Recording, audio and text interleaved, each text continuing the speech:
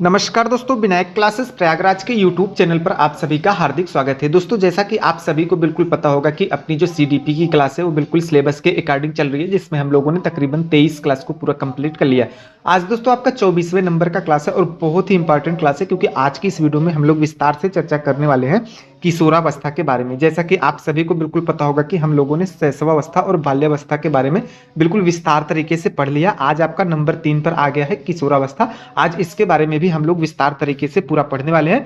तो कहीं ना कहीं आज की वीडियो आपके लिए बहुत ही इंपॉर्टेंट है CTET exam point of view से। इसलिए आपसे सिर्फ एक ही गुजारिश है कि आप सभी लोग बिल्कुल अपने साथ पेपर और पेन के साथ बैठे, जिससे कि आपको जो भी इंपॉर्टेंट पॉइंट्स मिलते जाए उन्हें आप साथ साथ नोट डाउन करते चले, जिससे कि आपको एग्जाम के समय में रिवीजन करने में थोड़ी सी सहूलियत भी मिल सके।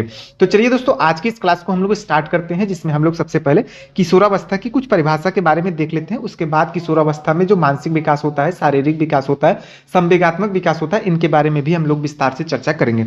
बात करें दोस्तों किशोरावस्था के बारे में, तो देख सकते हैं कि इसका जो काल होता है वो 12 वर्ष, या फिर कहीं कहीं आपको किसी किसी बुक में ये देखने को मिल जाता है कि 13 वर्ष से 18 वर्ष तक का होता है, यानी कि 12 वर्ष से 18 वर्ष, या फिर आपसे कहीं कहीं ये भी देखने को मिल जाता है कि 13 वर्ष से 18 वर्ष जो है वो किशोरावस्था का जीवन काल होता है।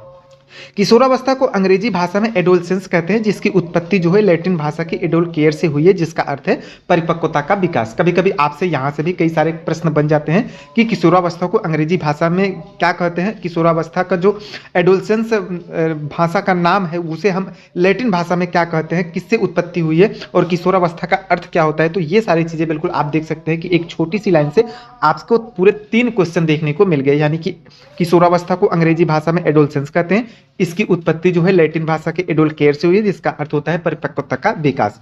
अर्थात यह वह अवस्था है जिसमें बालक पूर्ण रूप से परिपक्व हो जाता है और वह सभी प्रकार के मूर्त व अमूर्त चिंतन करने लगता है। यानी कि दोस्तों जो शैशवावस्था होता है उसमें बच्चा केवल अमूर्त या फिर मूर्त चिंतन नहीं कर पाता है। बाल्यावस्था में जो है वो अमूर्त चिंतन नहीं कर पाता है, मूर्त चिंतन कर लेता है। लेकिन अगर हम किशोरावस्था की बात करें तो किशोरावस्था में जो बालक होता है वो मूर्त एवं अमूर्त चिंतन दोनों कर पाता है। यानी कि मतलब अगर इसका हम शाब्दिक अर्थ समझे तो आप उसे कोई भी चीज दिखा करके उसका मूर्त चिंतन करवा सकते हैं, या फिर उसे आप बता करके अमूर्त तरीके से भी उसका चिंतन करवा सकते हैं कि ये ऐसा होगा वो ऐसा होगा। तो यानी कि बच्चा अब अमूर्त चिंतन भी करने के योग्य हो गया है। अगले नंबर पर बात करें तो देख सकते हैं कि इसे जीवन का सबसे कठिन काल कहा जाता है। क्यों कहा जाता है? क्योंकि यहाँ पर देख सकते हैं कि इसे संघर्ष, तनाव, आंधी तूफान और उलझन की अवस्था कहा जाता है। इस अवस्था को स्वर्ण काल यानी कि गोल्डन एज भी कहा जाता है। दोस्तों यहाँ पर सबसे कठिन काल से यहाँ पर मतलब ये है कि बच्चा अब चूंकि बड़ा हो गया, अब वो उसका जो परिवेश है, उसका जो समाज है वो कहीं ना कहीं बहुत ज़्यादा विस्तृत हो गया है। अब उसे ज़्यादा से ज़्यादा चीज़ें सोचनी पड़ती है, समझनी पड़ती हैं, अपने जीवन काल को चलाने के लिए सारी चीज़ें बिल्कुल करनी पड़ती हैं। तो इसीलिए ये जो जीवन काल है वो बिल्कुल कहीं ना कहीं कठिन काल अब हो जाता है। वहीं पर दोस्तों अगले नंबर पर बात करें तो देख सकते हैं कि इस अवस्था में विषमलिंगी आकर्षण होता है। जैसा कि मैंने आपको शैशवावस्था और बाल्यावस्था में बताया था कि जो बाल्यावस्था में होता है वहाँ पर समलिंगी आकर्षण होता है, लेकिन यहाँ पर अब आपका विषमलिंगी आकर्षण हो जाता है। यानी कि जो लड़का होता है वो लड़की की तरफ आकर्षित होता है और जो लड़की होती है वो कहीं ना कहीं लड़के की तरफ आकर्षित होती है। यहाँ पर इस लाइन से कहने का मतलब यही है। अगले नंबर पर बात करें तो देख सकते हैं कि इस अवस्था में वीर पूजा यानी कि हीरो वर्शिप की भावना पाई जाती है। यानी कि अब बच्चा किसी न किसी को अपना फैन मानने लगता है, उनके आदर्शों पर बिल्कुल चलने लगता है। अब ये अभिनेता हो सकते हैं, नेता हो सकते हैं, या फिर आप किसी को भी ले सकते हैं। यानी कि इसमें वीर पूजा की जो भावना होती है वो कहीं न कहीं डेवलप हो जाती है। आगे नंबर पर बात करें तो देख सकते हैं कि इस अवस्था में बालक अमूर्त चिंतन यानी कि एब्स्ट्रैक्ट थिंकिंग करने लगता है। मैंने जैसा कि आपको बता दिया कि अगर आप उसे चीज़ें नहीं भी दिखाते हैं तब भी अगर उसके बारे में आप बताते हैं तो कहीं ना कहीं अमूर्त चिंतन वो कर सकता है। अगले नंबर पर बात करें तो देख सकते हैं कि इस अवस्था में किशोर जो है वो पुरुषत्व और किशोरी जो है वो मातृत्व को प्राप्त कर लेती है। यानी कि दोस्तों इसमें जो बच्चा होता है वो पूरी तरीके से पुरुषत्व को प्राप्त कर लेता है, और जो लड़कियां होती हैं यानी कि जो लड़की होती है वो मातृत्व को बिल्कुल प्राप्त कर लेती हैं। तो यहाँ से आपके इतने सारे पॉइंट्स बिल्कुल बन जाते हैं। इससे ज़्यादा आपका न तो सीटेट एग्जाम में पूछा जाता है और न ही आपके एनसीईआरटी बुक में शामिल किया गया। तो अगर आप इतना चीज़ें बिल्कुल देख लेते हैं, अच्छे से नोट डाउन कर लेते हैं, तो ये आपके लिए बिल्कुल पर्याप्त हो जाएगा।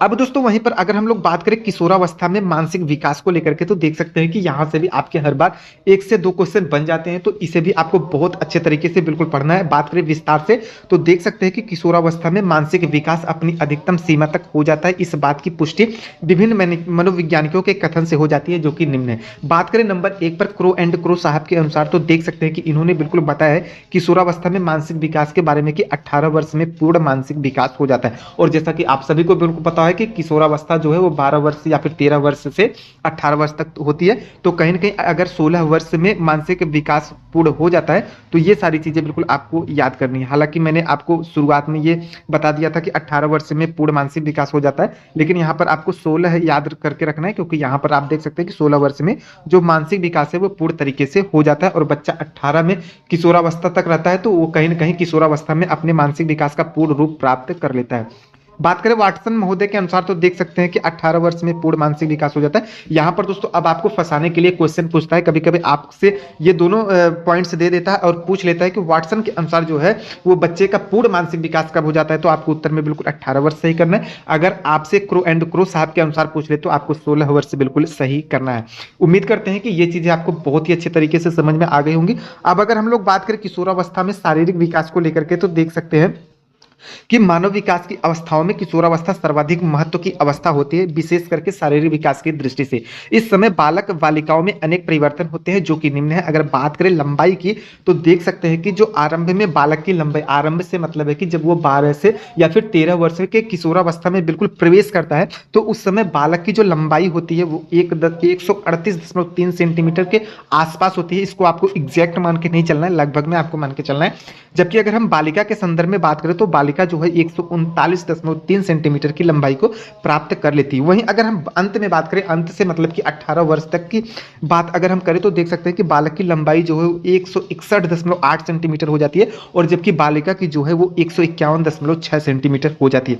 अब यहाँ पर आपने बिल्कुल एक चीज नोटिस किया होगा कि आरंभ में जो बालिका होती है वो लंबाई को ज्यादा लेती हैं, लेकिन अंत में वो कहीं ना कहीं धीमा पड़ जाती हैं। तो ये चीजें आपको याद रखनी है, क्योंकि यहीं से आपके क्वेश्चन फंस जाते हैं, यहीं से आपको फंसाने के लिए सीटेट एग्जाम में ये क्वेश्चन पूछ लिया जाता है।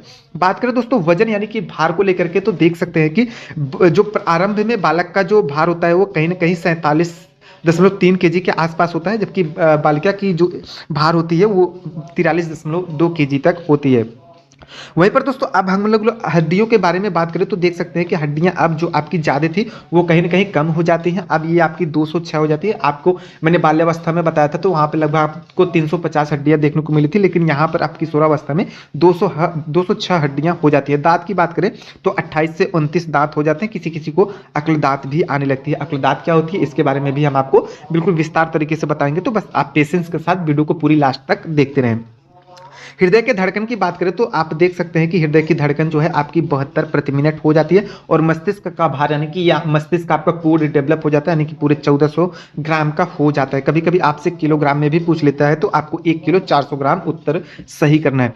बात करें दोस्तों किशोरावस्था में संवेगात्मक विकास को लेकर के, तो देख सकते हैं कि किशोरावस्था में संवेगों की बहुत अधिक प्रबलता होती है। वह विभिन्न अवसरों पर विभिन्न प्रकार का व्यवहार प्रदर्शित करते हैं, अर्थात पल में रुष्ट तो पल में खुश हो जाते हैं। अर्थात हम कह सकते हैं कि यह अवस्था जो होती है वो भाव प्रधान होती है, जिसमें दया, प्रेम, क्रोध, सहानुभूति, सहयोग आदि संवेगों की प्रबलता हो जाती है। तो यहाँ पर आपको ये सारे पॉइंट्स बिल्कुल याद करके रखने, यहीं से आपके क्वेश्चन बिल्कुल फंस जाने वाले हैं। अगर मान लीजिए इससे रिलेटेड भी कोई आपसे क्वेश्चन पूछता है, तो अगर ये सारी चीजें बिल्कुल आपको याद रहेंगी, तो कहीं ना कहीं आप क्वेश्चन अपना सही कर ही ले जाएंगे।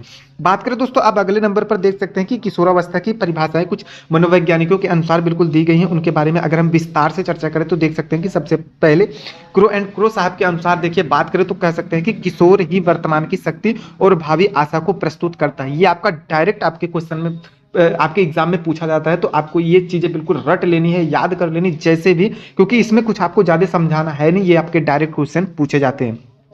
बात करें दोस्तों रास के अनुसार, तो देख सकते हैं कि किशोरावस्था जो होती है वो शैशवावस्था की पुनरावृत्ति होती है, जबकि किलपैट्रिक के अनुसार बात करें तो किशोरावस्था जीवन का सबसे कठिन काल है। ये आपका कई बार आपके सीट एग्जाम में पूछा गया, और हो सकता है कि आगे भी आपसे ये क्वेश्चन पूछ लिया जाए। स्टेनली हाल के अनुसार, और बहुत ही इंपॉर्टेंट लाइन की बात करें, तो देख सकते हैं कि किशोरावस्था प्रबल दबाव, तनाव, तूफान एवं संघर्ष की अवस्था है। यह भी आपका कई बार सीटेट के एग्जाम में पूछा गया। अगर आपको विश्वास ना हो तो आप सीटेट के क्वेश्चन पेपर को उठा करके देख लीजिए, आपको ये सारे प्रश्न बिल्कुल हूबहू देखने को मिलने वाले हैं। वैलेंटाइन के अनुसार बात करें तो देख सकते हैं कि किशोरावस्था अपराध की एक नाजुक अवस्था होती है। ये भी आपसे कई बार पूछा गया है, तो इसे भी आपको नोट डाउन करके रख लेना है। अब वहीं पर दोस्तों बात करें तो देख सकते हैं कि मैंने कुछ महत्वपूर्ण तथ्य के अंतर्गत ये सारी चीजें बिल्कुल लिख ली हैं कि भारत में सामान्यतः बाल विकास की जो अवस्थाएं पाई जाती हैं उन पर तो हम लोगों ने अध्ययन कर लिया, जैसे कि मैंने आपको बिल्कुल बता दी। इन अवस्थाओं पर विभिन्न मनोवैज्ञानिकों ने, जैसे कि आपका जीन पियाजे हो गए, लॉरेंस कोहेलबर्ग हो गए, लेव वाइगोत्स्की हो गए, ने अपने अपने अलग अलग सिद्धांत दिए जो कि परीक्षा की दृष्टि से बहुत ही महत्वपूर्ण है। तो इनके बारे में हम लोग अब कल की वीडियो में एक एक करके बात करेंगे। यानी कि दोस्तों कल की वीडियो में हम लोग सबसे पहले देखेंगे जीन पियाजे के बारे में, जो कि संज्ञानात्मक विकास का सिद्धांत दिए थे। उसके बाद हम लोग लॉरेंस कोहेलबर्ग साहब को देखेंगे, जो कि नैतिक विकास के सिद्धांत को बिल्कुल अच्छे तरीके से समझाया। और लेव वाइगोत्स्की साहब के बारे में बिल्कुल बात करेंगे, जिन्होंने अच्छे तरीके से सामाजिक सांस्कृतिक सिद्धांत को समझाया। तो ये तीनों पॉइंट जो है आपके CTET exam point of view से बहुत ही इंपॉर्टेंट हो जाते हैं, क्योंकि यहां से हर बार आपका 1 से 2 क्वेश्चन पूछ ही लिया जाता है। तो कल की जो भी क्लास आपकी होने वाली है वो भी आपकी बहुत ही बेहतरीन होने वाली है। यहाँ पर आप पीपीटी देख सकते हैं कि मैंने जीन पियाजे साहब के संज्ञानात्मक विकास के सिद्धांत को कितने अच्छे तरीके से डिजाइन किया। यानी कि यहाँ पर मैंने उन सभी चीजों को ले करके बिल्कुल सम्मिलित कर लिया जो कि आपके इधर उधर रहते हैं, आपको ढूंढना पड़ता है उन सब चीजों को। लेकिन यहाँ पर अगर आप इस वीडियो को पूरा कंप्लीट देख लेते हैं तो आपको अब जीन पियाजे साहब से कोई भी क्वेश्चन छूटने वाले नहीं है। तो देख सकते हैं कि कल की वीडियो आपकी कितनी अच्छी होने वाली है। तो उसके लिए लेकिन आपको चैनल को सब्सक्राइब करना होगा, ताकि जैसे हम वीडियो को अपलोड करें तो उसका नोटिफिकेशन आपको मिल जाए और उसी के अनुरूप आप अपनी सीटेट की एग्जाम की तैयारी को कर सके। दोस्तों उम्मीद करते हैं कि आज की वीडियो आपको बहुत ही अच्छी लगी होगी। वीडियो यदि अच्छी लगी हो तो वीडियो को एक लाइक जरूर कर दे, वीडियो को ज्यादा से ज्यादा अपने उन दोस्तों के पास शेयर भी कर दे जो आपके साथ सीटेट एग्जाम की तैयारी कर रहे हैं। और अगर आप चैनल पर नए हैं तो चैनल को सब्सक्राइब भी कर ले, क्योंकि यहाँ पर ऐसी वीडियो आपको हर रोज देखने को मिलती रहेगी। दोस्तों पूरा वीडियो देखने के लिए आप सभी का बहुत बहुत धन्यवाद। मिलते हैं किसी नए वीडियो में किसी नए टॉपिक के साथ, तब तक के लिए नमस्कार।